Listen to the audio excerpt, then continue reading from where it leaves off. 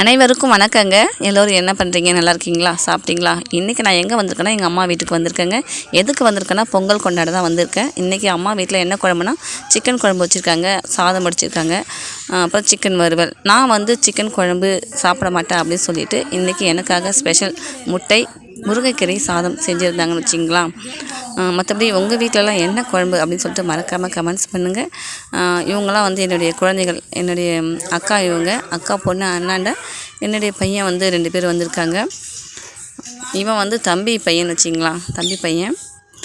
இவங்க வந்து வீட்டில் வளர்க்குற 3 பூனைகள் இருக்குதுன்னு வச்சிங்களா. அதில் வந்து 2 பேர் தான் இங்கே இருக்காங்க. மீதி ஒருத்தர் எங்கே இருக்காங்கன்னு தெரியல. அவங்களுக்கும் தலைவாழை இலை போட்டு சாப்பாடு போட்டாச்சு. அருமையாக சாப்பிட்றாங்க 2 பேர்னு வச்சிங்களா. இங்கே உட்காந்துட்டு தான் என்னுடைய தம்பி மனைவி அவங்கன்னு வச்சிங்களா. தம்பி பசங்க, என்னுடைய பசங்க பெரிய நீல கலர்